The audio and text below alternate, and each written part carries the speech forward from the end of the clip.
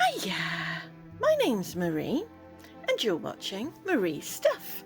So, how are you doing today? Have you done something fun yet? Well, let's do something fun together. Like, have a go at this lovely mobile kit from Kitsune. Now, if you didn't see me do the opening, here's the video. I'll put a link to the video in the iCard or whatever it's called for you to watch that. But I wasn't totally enamoured with the findings and stuff that we got with it, so I've put my own stuff with it. Normally I like to put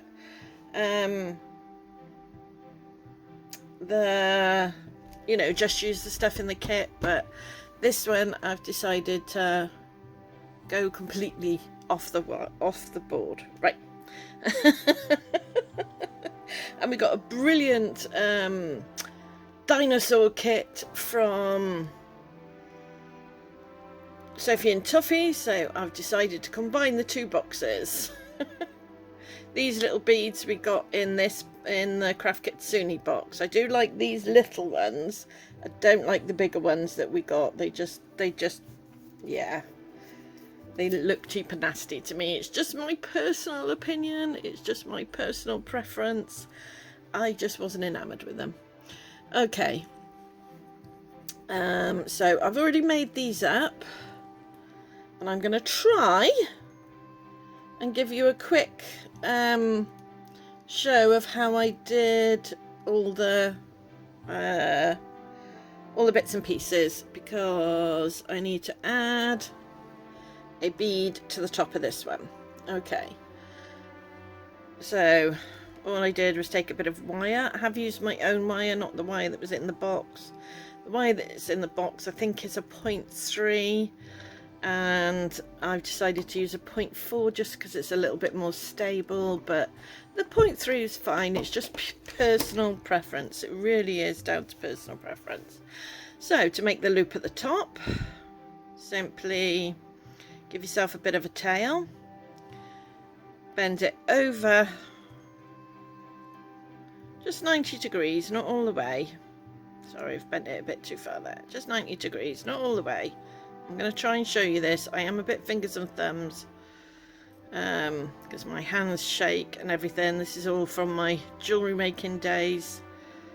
Okay, bend it back over, put the bottom in, so it gives you a nice tight cross over there. I don't know if you can see that. Yeah, and then simply curl the wire around about maximum 3 times.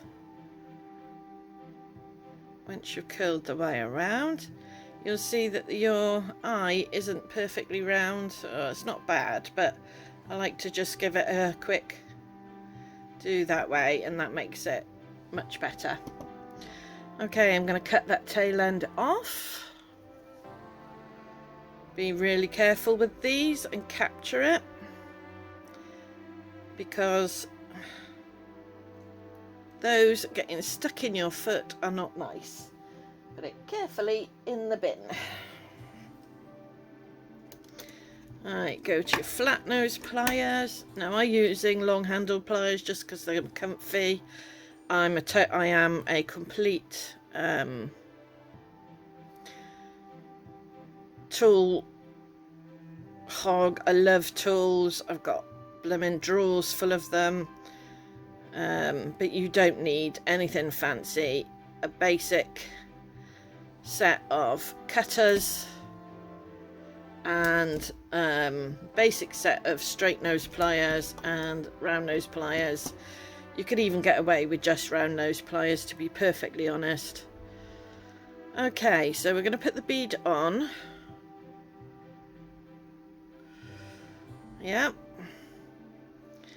Now, because I struggle with the jump rings that I've used are so tiny, for some reason I've got gigantic ones or I've got tiny ones. I didn't have any in between. Or I have and I just couldn't find them. But the same thing again, just 90 degrees. Turn your round pliers round. Bring the wire all the way round this time. change from the top to the bottom, pull it right the way up before you start turning it round, and then just twist it round a couple of times. Okay, same thing again, give it a bit of a that way, and you've got a nice round loop. Okay, now because my jump rings are so tiny, when I was putting these together, before I started twisting the wire around, I actually put my jump ring in and then twisted a wire around, capturing it there so I didn't have to open and close it, because it's a pain in the butt because they're so tiny. But I didn't get the opportunity to do this because I decided to put these ones at the top on at last minute. So same again, try and get as close as you can. Don't cut this bit, I've done that before now. Make sure you are only cutting the bottom wire as close as you can get to it. It's a bit difficult because the bead is there. Put that to one side to use later. And then squish, where's it gone? That tail in. I don't know how well you can see this, but just squish that tail in. Make sure you've got no sticky out bits, especially if you're going to be giving something like this to little fingers. Okay, last thing you want is to be giving them something that's going to poke themselves. Right, there we go. So now all you've got to do is attach your jump ring. Make sure those are in the same direction. There we go. Right, and I'm going to demonstrate on a bigger one for you so that you can see what I'm doing. Okay, let me show you on a bigger one. Right, so I can show you what I'm actually doing. Okay, 2 sets of pliers. You could probably use your fingers, but if you can use your fingers, then it's not a very strong jump ring. Okay, so one side stays still, the other side comes towards you. Okay, then you pick up your bead, you pick up your other one that you want to connect, and you close it by doing the opposite action. Hold this one still and close this one, and now over close it, and just keep doing that, squeezing it tightly until you hear like a click. You'll hear a grinding and then you'll hear a click, and that's when you know you've got it together. Just run your finger across the top just to double check, and you've got a connected piece. Now, why do I use jump rings? I could have just connected the 2 loops, but I find using jump rings gives it more movement, and that's what you want with something like this, is you want movement. So okay, so I've got that sorted out.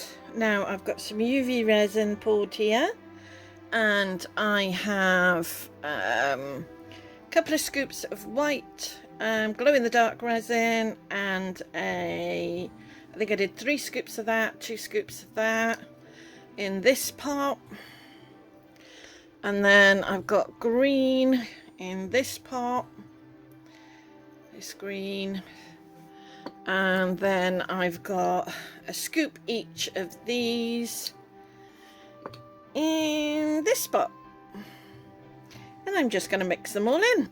So without further ado, let's get pouring.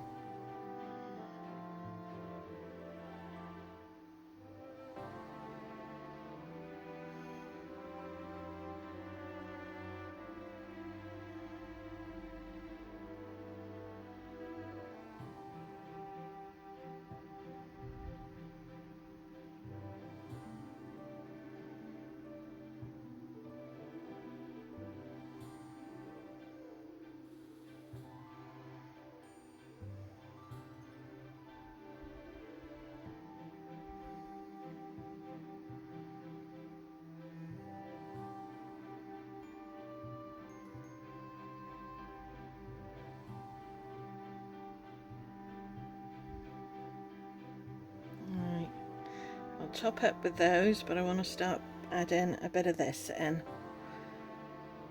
Just A little bit up there.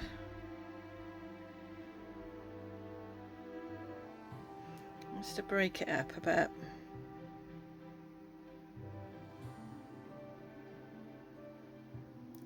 Some down here. I don't know what this is going to look like. I just thought it seemed like it would be a good idea. Whether it's going to be or not is another matter. I might put a little bit in the corner there.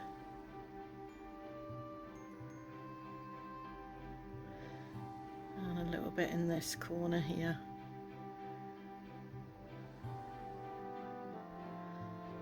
There we go. And then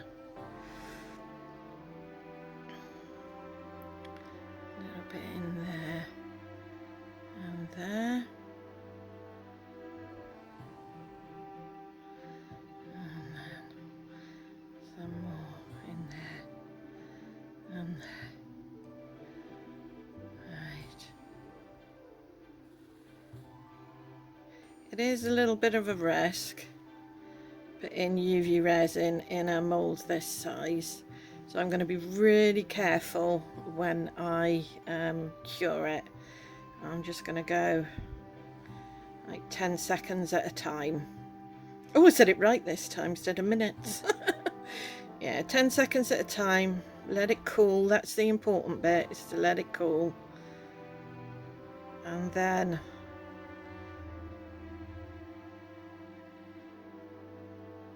you do another 10 seconds, and you just keep doing that until it's all done.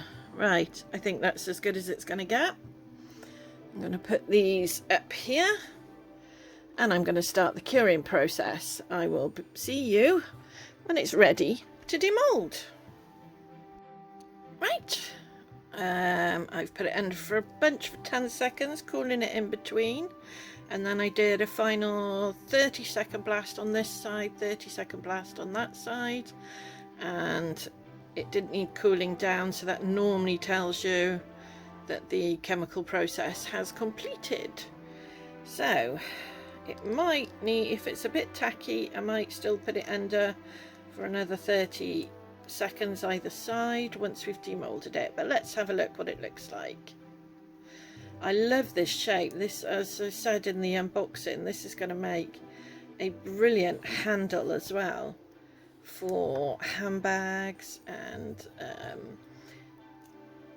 knitting bags, and I'm always on the hunt for really nice shaped handles, and this is going to be perfect. Dome the back, obviously, sand and dome the back, and this is going to be stunning, I reckon.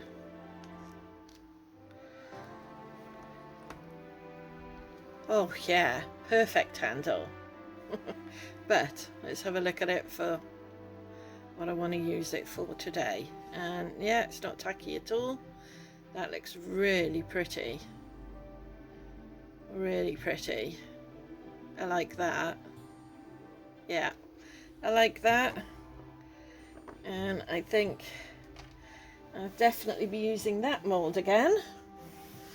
Like I say, I'm always on the handles. Cost you a blooming fortune. You get the wool, if you're clever and look around, you can get the wool for a fairly decent price. So you can make yourself a nice knitting bag, or even a, you know, day-to-day shopping bag.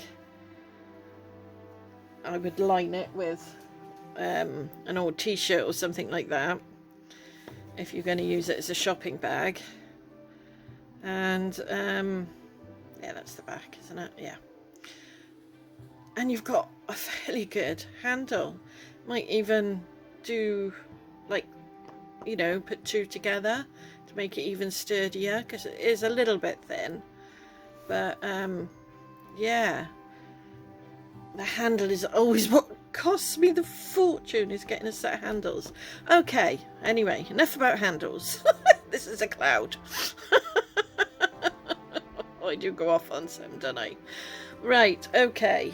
What I'm going to do now is I'm going to get some of my larger jump rings out. I honestly thought I had them out. I do somewhere. Here they are. Oh! Oh, I just lifted it up and it was open. So they've just gone everywhere. I'll get them in a minute. Only one in 3. Okay.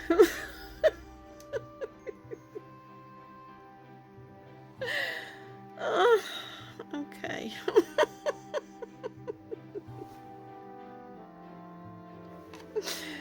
Right, this is the front. I'm going to put them on the back. Okay. In fact, I think I'm actually going to fasten them onto here and then put them on and down the back. So all I'm going to do is attach those to that.